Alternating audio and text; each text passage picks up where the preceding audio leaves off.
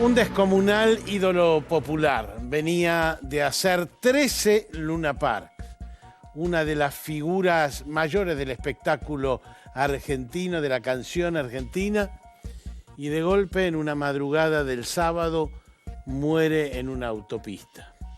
Y la controversia muy del estilo de Relatos Salvajes.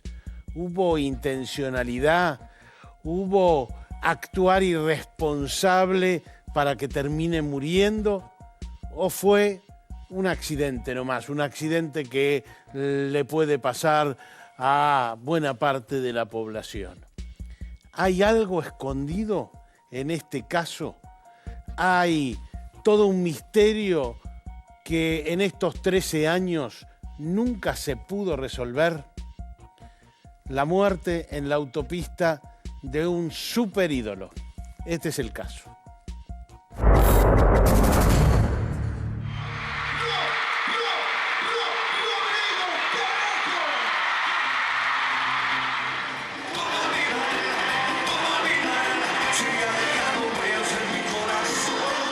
La noche del 23 de junio del 2000, el cantautor cordobés Rodrigo Bueno aceptó la invitación a participar en la grabación del programa La Biblia y el Calefón que conducía Jorge Ginsburg. Una vez cumplido aquel compromiso, fue a cenar junto a su representante, sus músicos, su hijo Ramiro, de 3 años, y Patricia Pacheco, su expareja y madre del menor. Durante la cena, se encontró con Fernando Olmedo, hijo del célebre humorista rosarino Alberto Olmedo, y lo invitó a ver su presentación en la Bailanta Escándalo, en Citibel, La Plata. A esa altura de su carrera, el potro Rodrigo era un ídolo popular indiscutido. Gracias a su talento y carisma sobre el escenario, logró ampliar el espectro de la música de cuarteto, masificando su difusión a nivel nacional y atravesando las diferentes clases sociales. Más que mi madre no me puede condenar nadie en este momento. ¿No te imaginas como de nosotros? Dicen que por ser abajo somos esclavos. Durante el regreso a Buenos Aires, desde La Plata, en el kilómetro 26, a la altura de Berazategui, Rodrigo sufrió un fatal accidente automovilístico a las 3:30 de la madrugada del 24 de junio. Según se explicó, el cantante perdió el control del vehículo tras verse encerrado en una curva por una maniobra imprudente de una camioneta manejada por un empresario llamado Alfredo Pesquera. El rodado se estrelló contra la barrera de contención de la autopista y Rodrigo salió eyectado de la camioneta. No llevaba cinturón de seguridad y su cuerpo quedó tendido en la autopista. Murió por el golpe contra el asfalto. Fernando Olmedo también perdió la vida aquella madrugada. En la camioneta también viajaban la ex mujer de Rodrigo y su pequeño hijo, quienes milagrosamente resultaron ilesos.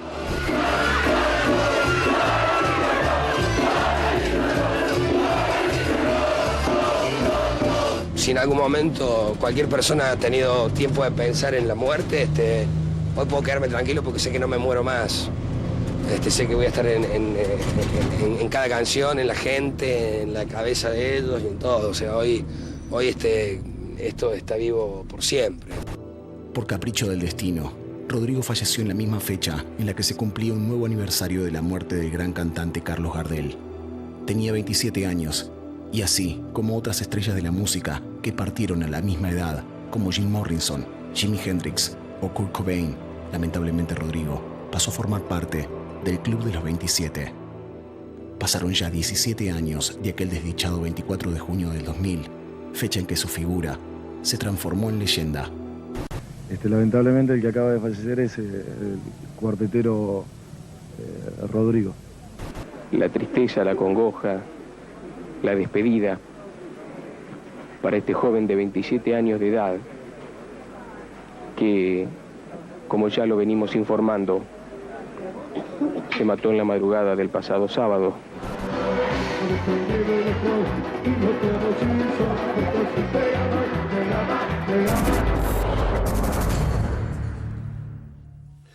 Doctor Torre, uno llega a un escenario de una muerte como esta, ¿y en qué se fija exactamente? Bueno, a ver. Para discernir si esto tuvo algo de intencionalidad, si tuvo algo de irresponsabilidad. Estamos hablando, evidentemente, en principio, de un hecho culposo. Lo que hay que indagar son las circunstancias de la mecánica de producción del hecho para Culposo determinar... significa que hay alguien que tiene la culpa y que por ahí lo tiene que pagar con la cárcel. Podría llegar a ser si en lugar de culpa se entiende que es dolo eventual. A ver, ¿qué es lo que hay que acreditar en la culpa? Si existe impericia, imprudencia, inobservancia de los reglamentos a su cargo, negligencia, por parte de los participantes. Hablo de los participantes... No del fallecido, sino de los Del otros. fallecido ya no se le puede enrostrar absolutamente nada. Entonces, si alguien lo encerró, lo persiguió, intentó de alguna manera desestabilizarlo. Por ejemplo, y si la culpa recayera en el fallecido, al que ya no se le puede enrostrar absolutamente ninguna figura penal, bueno, cualquier otro que se encuentre involucrado queda absolutamente absuelto, libre o sobreseído en general. Acá se dieron un par de circunstancias desde el punto de vista criminalístico bastante interesantes. Una, establecer la mecánica de producción del hecho. La otra, determinar si había otro vehículo interviniente. ¿Cómo fue el choque o cómo fueron los instantes previos? Y cómo fue absolutamente todo. Sí. Desde el punto de vista de la criminalística se van a basar en la evidencia física, que en general los hechos de tránsito vial o ferrovial es muy rica en evidencia física, muy rica en evidencia. Pero acá había otro condimento.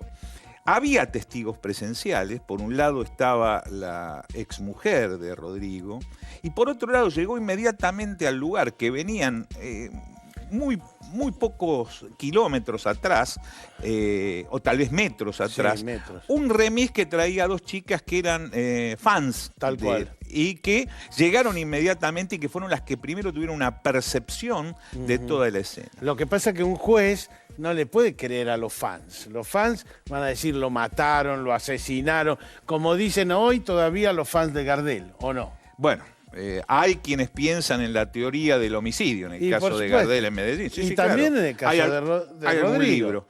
Bueno, en el de Rodrigo un elemento interesante que, si bien es una expresión verbal, tiene que ver con la criminalística. El doctor Miguel Ángel Pierri, que por aquel entonces era el representante del particular damnificado, hizo mención... De la mamá. Exacto. Claro, porque luego estaba desdoblado Sí. ¿verdad? Los efectos Correcto. de sucesorios. Y fue algo que de alguna manera nos alertó a todos. Él habló de que el vehículo presentaba signos de un disparo de arma de fuego. Ajá. A raíz de esto fue sometido a pericia el vehículo para establecer si eventualmente había una maniobra de tipo dolosa que hubiese desencadenado, ahora ya no en un accidente, sino, voy a hablar genéricamente, de el vuelco y todo el comportamiento que fue teniendo el vehículo producto de la velocidad que llevaba en la autopista Buenos Aires-La Plata.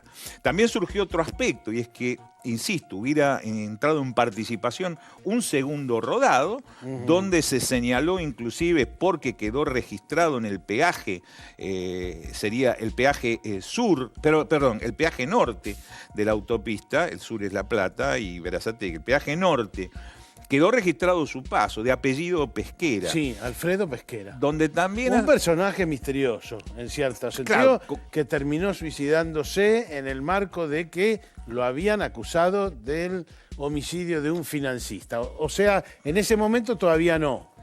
Pero después terminó en un lío de envergadura. Convengamos que desde el punto de vista policial, esto tuvo otro condimento, y es que los fans de Rodrigo amenazaron de alguna manera a quien habría sido autor de su muerte. Yo le recuerdo que a Pesquera hubo que ocultarlo, hacerlo desaparecer de los lugares que salía a frecuentar. Los fans pensaron que lo había matado. E inclusive algún periodista que tuvo una entrevista hasta simuló la fotografía de la persona que estaba entrevistando precisamente por la seguridad de Pesquera. En este contexto había que investigar un hecho relacionado con el tránsito vial o ferrovial, un hecho grave, estamos hablando de un doble homicidio que había que ver, en principio, despejar las dudas. De Pesquera y del hijo de Olmedo, que iban en el mismo, por eso doble De Rodrigo homicidio. y el hijo de Olmedo. De Rodrigo y el hijo de Olmedo. Despejar las siguientes dudas. ¿Se trata de un hecho accidental? ¿Se trata de un hecho culposo? ¿O eventualmente, como introducía la duda en ese momento el doctor Miguel Ángel Pierri, estamos en presencia de un hecho doloso? Bueno, este era el contexto de la investigación que había que llevar en ese momento adelante. Seguimos con el caso.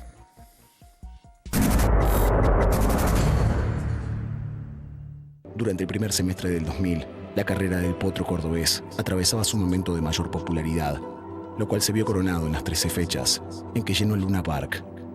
Su música era un suceso en todo el país.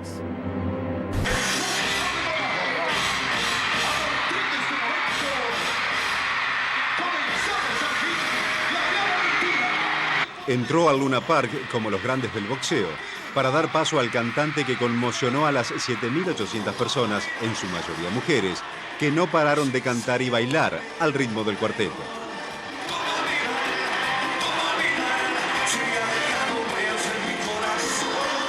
Desde muy chico, Rodrigo jugaba a ser cantante utilizando un micrófono de madera que le había hecho su tío, que era carpintero. Como buen cordobés, sentía pasión por el cuarteto. Su ídolo era la Mona Jiménez. Estaba cursando la escuela primaria cuando logró ser contratado como cantante de la agrupación Manto Negro. Entonces, tomó la decisión de abandonar los estudios para dedicarse de lleno a la música. Cuando cumplió 17 años, se lanzó como solista, nada menos que en Buenos Aires. Tras sus primeros shows, lo bautizaron El Potro. Parecemos como dos recién casados, cuando todos los amigos se han largado. Rodrigo con la música empecé desde chico porque estuve muy metido con la música por intermedio de mi viejo, por una parte, que fue director artístico de Sony Music durante mucho tiempo. Mi vieja, que le escribía temas a los pioneros del cuarteto. Cuando tomo uso de razón, creo que a 7, 8 años, voy a ver un recital de la Mona Jiménez en Córdoba y estalló mi cabeza. Y desde ahí empezó una criatura a soñar con estar adentro de esas botas de colores. Sobre el escenario, Rodrigo demostró ser un cantante angelado, haciendo gala de su particular estética y su naturalidad para relacionarse con el público. Tuvo una gran aceptación popular y rápidamente marcó tendencia. Cuando en 1996 lanzó el disco Lo Mejor del Amor, logró tal repercusión que se convirtió rápidamente en uno de los músicos más exitosos del país. ¿Cómo olvidarla? ¿Cómo olvidarla? Si se llevó de mí lo mejor. ¿Cómo olvidarla? ¿Cómo olvidarla? Si ha dejado huellas en mi corazón. ¿Cómo olvidarla? ¿Cómo olvidarla? Si ella ha sido lo mejor. ¿Cómo olvidarla? ¿Cómo olvidarla? Si ella fue lo mejor del amor. De la mano del éxito, Rodrigo pasó a asumir una alta exposición mediática y fue un reconocido mujeriego. Vengo a cumplir uno de los sueños de mi vida, vengo a conocer al ídolo máximo, Charly García. Y mira, la verdad que no lo escuché nunca, vi los carteles y pregunté y me dijeron que él me nombraba a mí y que era fanático mío. Creo que fue amor así romántico. Y amortiguación después. Es vivo este. Y amortiguación. La amortiguación fue increíble. Guarda con el tiburón que tira unos centros atrás, bárbaro. Cuidado con la raya, agárrense. Agradezco muchísimo a la gente de Greenpeace por todas las cosas que ha hecho en este momento. Si nos ahogamos, que bueno, eso es lo que yo quiera, en serio. Tras su muerte, una multitud comenzó a rendirle culto a su figura. Se estableció un santuario para recordarlo en la autopista Buenos Aires-La Plata, donde se produjo el fatídico accidente en que perdió la vida. En junio del 2001, cuando se cumplió un año de su partida, unas 250.000 personas se acercaron al lugar para homenajearlo. Muchos se abocaron a rezar y dejarle ofrendas florales, mientras que otros optaron por cantar y bailar sus canciones. No te tienen... Ni me dejó hablar. Cualquier cosa que te mire en cara los damos. ¿Te imaginas a los 80 años? Con una panza así de tomar cerveza. A 17 años de su fallecimiento, el recuerdo de Rodrigo Bueno continúa intacto entre los amantes de su música. Patricia Pacheco fue pareja de Rodrigo y además es la mamá de su hijo Ramiro. Y estabas en el auto, además, en la camioneta. Sí. ¿Y pensaste algo en todos estos años? ¿Rebobinaste la situación? Todo el tiempo. Uh-huh. Primero porque cuando ocurrió, para mí fue muy traumático. ¿Estabas despierta? Yo sí, el nene estaba medio dormido. Estabas sentada adelante. Sí, al lado adelante de Rodrigo. y para el lado de la puerta. Claro. Estabas con- en el asiento del acompañante. del acompañante, con el nene a UPA, Tenías a Ramiro a UPA. en correcto. posición de sueño. Ajá, Con una mano le tuve la cabeza, con la otra le sujeté la espalda, que después me di preguntándome cómo es que no se hizo nada, entendí que con esta mano le sujeté la espalda, la Claro. columna, y que así pude evitar Y muchas te voy a cosas. hacer una pregunta nefasta. ¿Y tenías Pero puesto? no, No tenías no puesto tenía tampoco. puesto el cinturón, y de hecho había fumado un rato antes. Ujú. Venía con la ventanilla baja y había fumado un pucho y tiré el... Ujú. que siempre En sentí aquel- mucha culpa por el cigarrillo. En que fumaba aquella mucho. época, como que no había tanta conciencia del cinturón de seguridad, me parece. No, de hecho tampoco teníamos butaca para el nene ni nada, y de hecho también fue una casualidad que yo lo tenga en ese momento al nene a UPA, porque estaba atrás con el cachi. Cuando para en el peaje, Sí. ahí me doy vuelta y lo veo que estaba así medio inclinado para atrás, le digo, Cachi, dame al nene, Ujú. porque lo veí que estaba como medio así como cansado, le puse el chupete, el noni, y él estaba así como somnoliento, como para querer dormir. Así que fue un... ¿Y qué, digamos, qué es lo que pensaste en estos 17 años sobre ese momento? ¿Lo tenés claro Sí. o estabas casi dormida? No, lo tengo claro, pero me es muy difícil expresarme. Ujú. Cada vez puedo un poco más y mejor, y cada vez quizás pueda hacer un poco más, lo que digo pueda interpretarse mejor, pero fue muy traumático, y aparte, bueno, por la misma situación que vos contás, sobre que Rodrigo conducía, Sí. y la otra camioneta y ese tipo de cosas que... Vos igual te quedaste con la sensación de que eso fue medio algo intencional o algo, no sé si intencional, pero como una pelea en la autopista. ¿Te quedaste con esa sensación? Sí, me quedé con la sensación de que pasó la otra camioneta así rápido, lo hizo vibrar, Sí. Rodrigo salió atrás, y al principio yo... Se calentó Rodrigo Sí, cuando sí. vio la otra camioneta Sí, pasar. y me parece que como que cuando él toma velocidad yo agarro al nene porque me asusto. Porque y él- me empiezo a él- ir así para adelante y empiezo a buscarme se para enojó sujetar. cuando Sí, se dijo enojó. algo. Él tenía sus problemas y sus entredichos con bastante cantidad de gente. O sea, no era fácil Era de la pelearse por música el en aquel tránsito. entonces.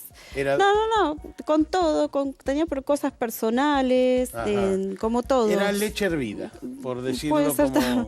puede ser también. El otro tampoco estuvo tan bien que digamos. O sea, para mí fue... Pero digamos, ustedes no sabían quién era el otro. No. Para Pero nada. bueno, es como que le bajó la velocidad, y Rodrigo, con toda la velocidad que tomó, al llegar atrás de la otra camioneta, es como que tenía una velocidad mucha. A ver, Y ahí- reproduciendo la situación. Ahí yo Es- estaba con los ojos cerrados yo. Ajá.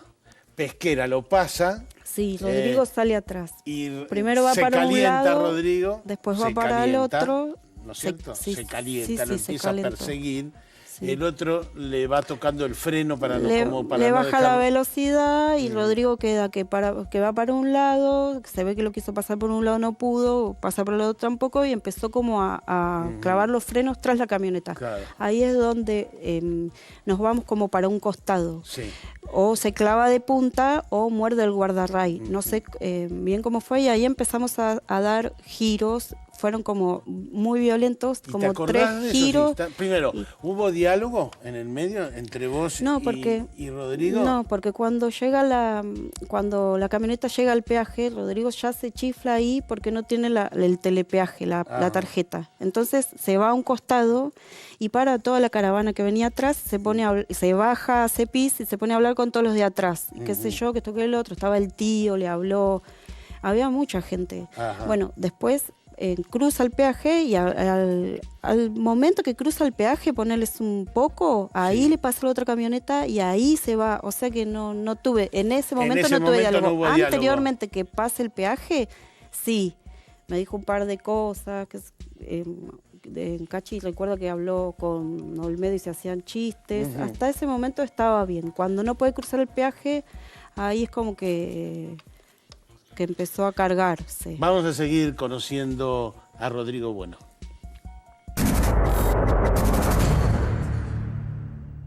Desde la sorpresiva muerte de su padre, Eduardo Bueno, en la época en que su hijo empezaba a abrirse camino en Buenos Aires, Rodrigo quedó a cargo de su familia. Más allá de su demandante carrera musical, mantuvo siempre una relación estrecha con sus seres queridos. A poco que debutó, parado, dándose fucking coreo. Cabecita, la heredera de Cenicienta, tu príncipe te necesita. Cabecita, a ver mi gente.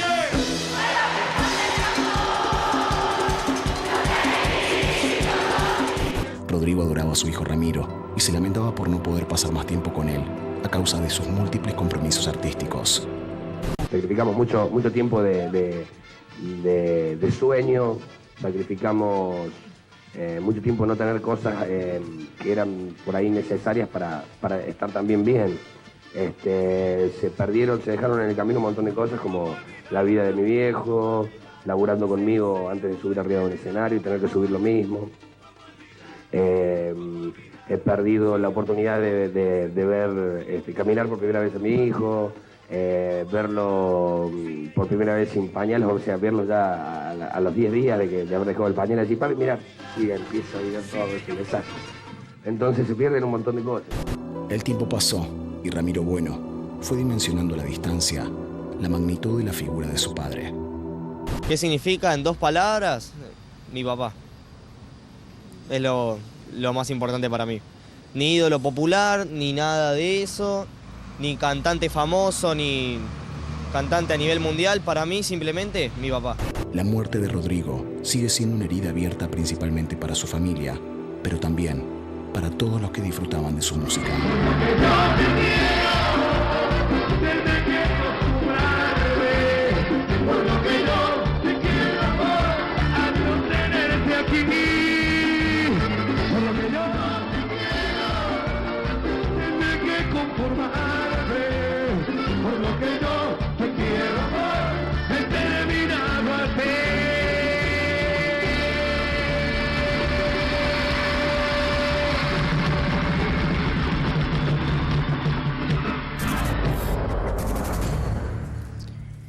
Patricia, en ese tramo corto, después del peaje hasta el golpe, ¿te pareció que iba muy rápido, pero era lo habitual en él? ¿O vos le decías, pará, no vayas tan rápido? No, el problema es que, por ejemplo, yo no tengo vehículo, no manejo, no soy de esas locas que nunca se comprarían un auto, o sea, por una cuestión ambiental, pero yo me asusté con la velocidad. ¿Te asustaste? Bueno, pero ese susto hizo también que pueda agarrar al nene y apretujarlo así, y eso es lo que también me ayudó a salvarle la vida, porque si no, no podría haber estado tan tensa como para tener tanto equilibrio. Porque los 2 jueces que dijeron que esto era un accidente dijeron, iba a 144 kilómetros, eso es lo que decía la pericia. Yo creo que la velocidad se puede sacar porque, no sé si algún perito podrá explicarlo mejor, pero creo que la velocidad se puede sacar justamente por las vueltas y cómo quedó la camioneta. O sea, ¿y pensaste que te morías cuando empezaron a dar sí, vueltas? sí. ¿O pensaste...? Sí, lo que pasa es que yo cuando él toma velocidad en un momento pensé en tirarme. ¿Pensaste en tirarte antes sí, del golpe? Fue un segundo. No sé si antes del golpe, pero fue un segundo. Ajá. Y ahí fue cuando yo, de agarrarme de abajo del asiento, me acomodé para agarrarme de la puerta. Y con mis pies hice de freno, o sea, me fui... Fue impresionante. ¿Y todo eso mientras se producía el choque? No. Eso antes de fue que antes. él, sí, ya la velocidad a mí me puso en ¿Y tenés algún recuerdo de cuando la camioneta estaba dando vuelta? Recuerdo que yo lo único que hacía era apretar al nene para que no se golpee, para salvarlo. Y entendía que le habían quedado en el nene y me habían quedado las 2 piernas colgando, que de hecho se le salió una zapatilla. Yo lo único que pensé y sentí era en salvar al nene, y pensaba, creo que lo dije en algún momento, dije como que ya para, como que Ya iba a parar hasta que paró. Ajá. Porque las vueltas eran tantas que vos decías, esto es interminable. Y después la camioneta rebotó en el piso, hasta que rebotó así, hasta que se quedó quieta. ¿Lo viste a él en algún momento No. de esas vueltas? No, porque cuando Porque él yo- salió despedido de Claro, la pero camioneta. cuando yo me bajo, viene una chica que es del club de fans y me agarra al nene corriendo y lo mete en un taxi y empieza a meter todos buzos atrás en el vidrio. Entonces yo me quedé al lado del nene, no tenía nada el nene. O sea, lo había salvado, no tenía nada. Pero no me podía mover de ahí. Ahí que viene el Cachi y me dice. Y yo dije que no, Cachi no, y él fue de nuevo y volvió y nos abrazamos y así, y hasta que vino la policía ahí. ¿Ya sabías y nos que, dijo, vamos que a que declarar. Rodrigo había muerto en ese momento o no? Me lo dijo el Cachi, pero no lo... No te entró. Lo vi en la televisión después, cuando llegué al hotel. En el ¿Hay algo centro. que quieras decir a 17 años o todavía la estás peleando para superar el tema? Sí, sí, todavía estoy tratando de superarlo. Creo que nunca lo voy a poder superar porque lo que más quería era al padre de mi hijo y a lo que más necesito y necesité siempre fue al padre de mi hijo para todo. Y bueno, es un dolor muy grande, también es muy traumático y también tanta expresión mediática, Sí, yo claro. comprendo, pero a veces es como que también Que te me cuesta marea absorberlo, y por supuesto. bueno, sí. Patricia, muchísimas No, gracias. gracias a vos. El juicio, porque después de esto hubo un juicio, porque hubo encierros, hubo ahí en la autopista, hubo un misterio. Aquí está.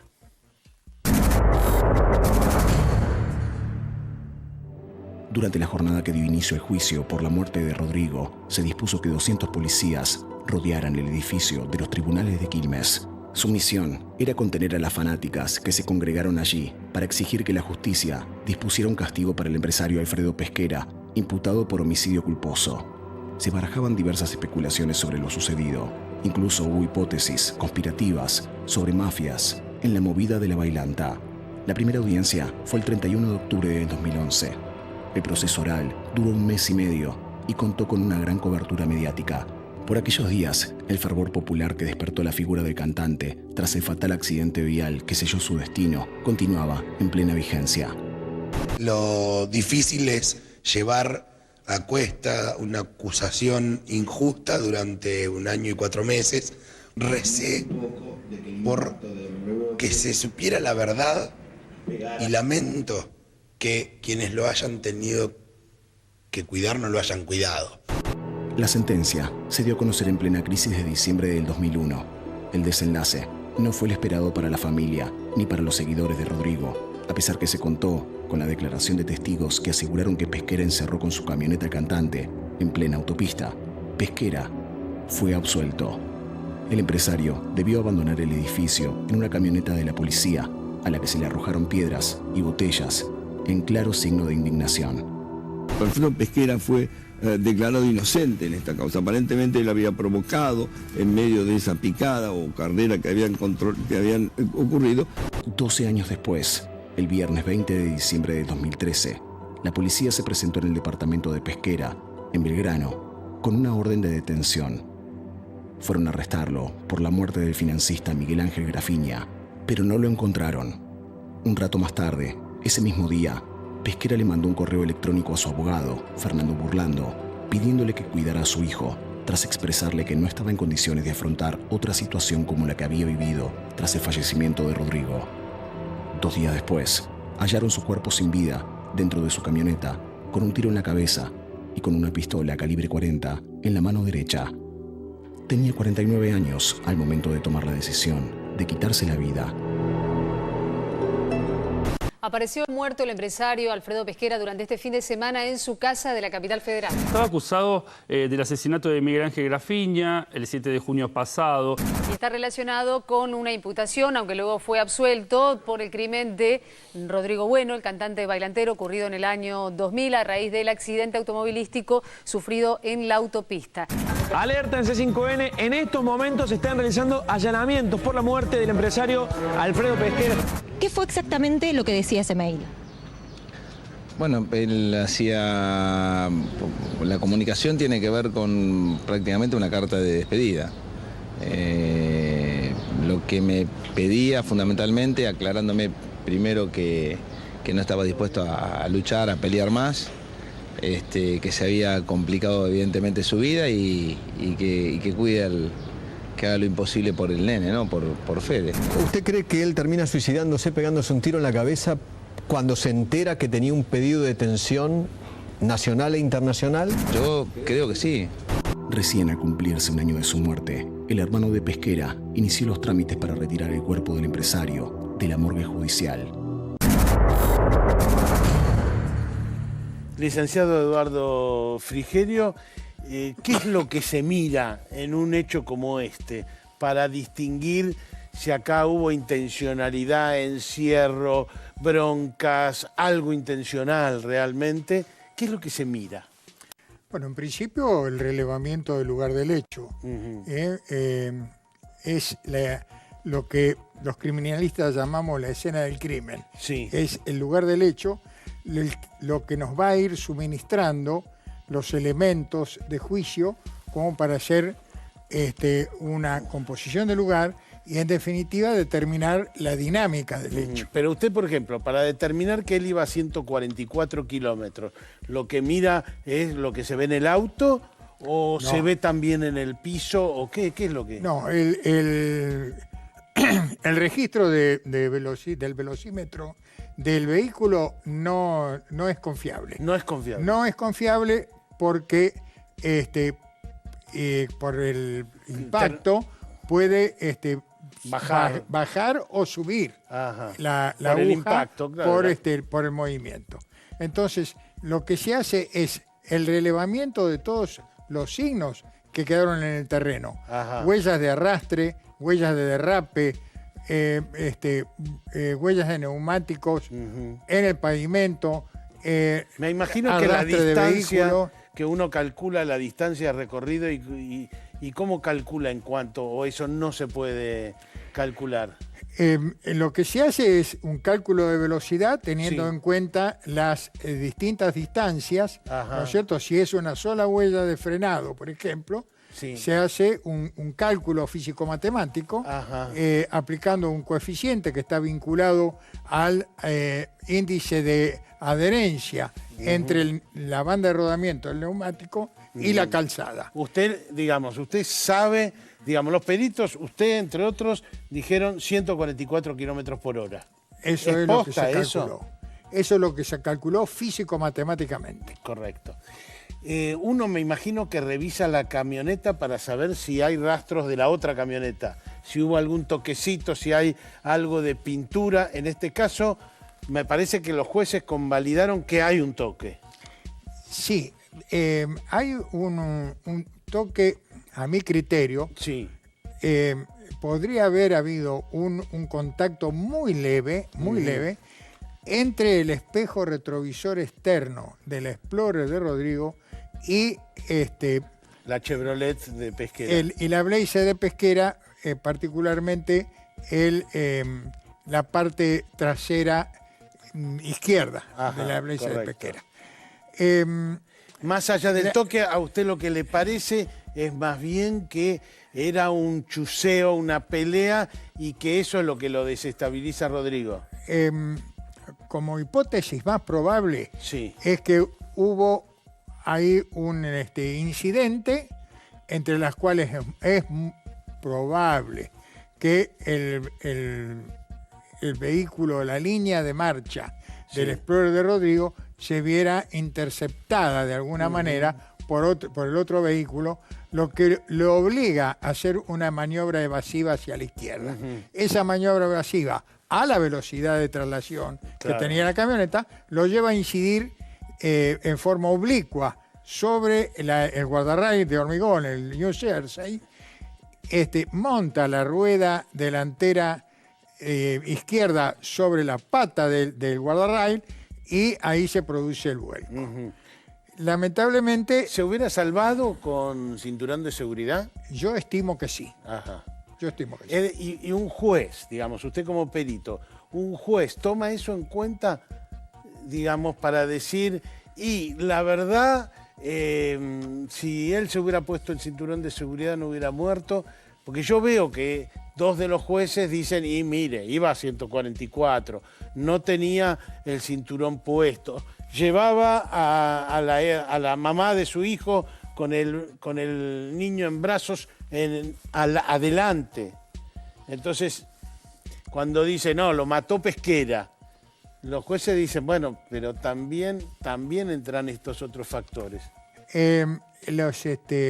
Cada juzgador, cada Sí. juez, evalúa la totalidad de la prueba. Ajá. Los técnicos, los peritos en particular, lo que hacemos es un análisis eminentemente técnico.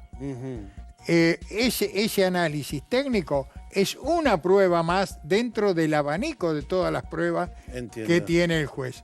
Y es potestad del juez valorar la prueba en consenso con todas las demás. Muchas veces la pericia técnica es un factor determinante en una sentencia. Y otras veces es un elemento más a tener en cuenta. En el próximo bloque vamos a hablar además con Gustavo Pereira, muy amigo de Rodrigo Bueno y que habla de lo ocurrido. En el aire queda homicidio culposo, accidente nada más. Enseguida volvemos.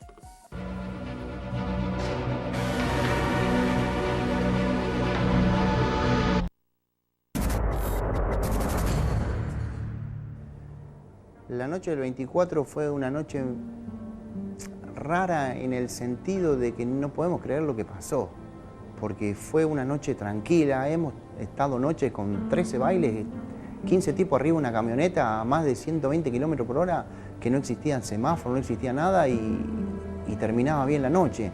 Estaba todo tranquilo, él estaba con su hijo, estaba con Patricia. Minutos antes del peaje había parado, habíamos estado conversando, me dijo dónde iba y nada, subimos a la autopista, estaba todo muy tranquilo, él se trabó en el peaje, después sí vi la maniobra de que la camioneta blanca lo cerró, pero una maniobra normal en esa parte donde estaba antiguamente la autopista, que se hacía un cuello de botella. Y después yo venía en la camioneta atrás y venía con los custodios de él y le dije, dejémoslo que se vaya tranquilo, si va con Pato, al nene, se va para la casa de Pato. Y cuando veo que se prenden todas las luces rojas y veo la llama, porque cuando él agarra el guarray hace un fogonazo y empezó a dar vueltas, fue algo que no lo podíamos creer. Y cuando yo paro la camioneta, cuando paso la nube de humo, paro la camioneta y paro al lado de él. Y automáticamente me di cuenta de lo que había pasado, pero no tomaba conciencia de lo que había pasado. En ese entonces se decía que valía más muerto que vivo, eso le corría por parte de la discográfica porque él se estaba por ir de la discográfica. Para la parte del representante estaba todo muy bien, teníamos mucho trabajo, venían proyectos en el exterior, así que eso corre por cuenta de lo que lo dijeron. Yo pienso que Rodrigo valía más vivo que otra cosa, a todos nos servía más vivo que otra cosa. Yo pienso que el que dice que a Rodrigo lo mató una mafia porque no conoce de mafia, porque o calcularon muy bien el choque en la ruta, porque una mafia, él vivía en un country en el Tigre y muchas veces se fue solo al Tigre, lo podrían haber agarrado ahí, solo, sin que fuera con su familia, con toda su gente. Yo pienso que fue un accidente y por esas cosas del destino le tocó a él, le tocó a Olmedo. Para mí fue un accidente en el cual Pesquera tuvo que ver con ese accidente. No es que Pesquera pasó y él lo encerró. Que tuvo incidencia en el choque, sí, pero no creo que haya salido pensando de la casa. Si el tipo salió de la casa pensando en matar a alguien, es un desquiciado. Más allá de que pasaron un montón de cosas, se decían un montón de cosas, pero había que meterse con el tipo más poderoso en ese momento. Poderoso me refiero a nivel medios, porque Rodrigo decía, ay, estaba en todos los medios. Vos prendías la tele, el canal que vos pusieras estaba Rodrigo. Era muy difícil meterse con él. Muy difícil. Licenciado Frigerio, conclusiones. O sea, un homicidio de una mafia no se hace así. No, yo creo que esto fue un incidente o un accidente de tránsito, un clásico culposo, donde hubo maniobras por parte de se chusearon algunos conductores, ¿no es cierto?, de los conductores, que terminaron desencadenando todo el evento. Pero, o sea, como una cierta pelea en la autopista a 140 kilómetros por hora. Sí, desde el punto de vista eminentemente técnico, no tenemos elementos como para aseverarlo. Ajá. Es decir, no hay marcas dejadas por el otro vehículo que intercepten las huellas dejadas por... Es decir, por las marcas del vehículo no se ve que la camioneta de Pesquera lo pasó y después fue frenando para obstaculizarlo y todo eso. No se del percibe. relevamiento del lugar del hecho no surge. Sí surge un probable contacto, reitero, entre el espejo retrovisor externo izquierdo, derecho pero puede ser casual, no puede ser con la parte trasera izquierda de la Pero a usted no le suena a que fue como una especie de patoteada entre los dos. ¿O sí le parece que eso hubo? Puede haber habido una maniobra inadecuada por parte de la Blazer, interceptando la línea de marcha o interrumpiendo la línea de marcha de la Explorer de Rodrigo. Sí. Pero desde el punto de vista objetivo, en el lugar del hecho no encontramos ningún elemento que pudiera sustentar esa hipótesis. Pesquera fue absuelto. Sí. Si hubiera estado en sus manos, ustedes los peritos nunca se quieren poner en jueces. Yo lo sé. No nos corresponde. Yo lo sé. Pero ustedes tienen una mirada del caso. Alguna pena le hubiera puesto usted a Pesquera, me da la impresión. Yo creo que hubo una responsabilidad desde el punto de vista de la conducción por parte Pero no mafia ni nada superintencional. No tengo ningún elemento que me permita sustentarlo. Gracias, licenciado Frigerio. Un gusto. Enseguida venimos con las conclusiones. La pregunta sigue planteada. ¿Esto es un homicidio culposo por irresponsabilidad o esto es apenas un accidente?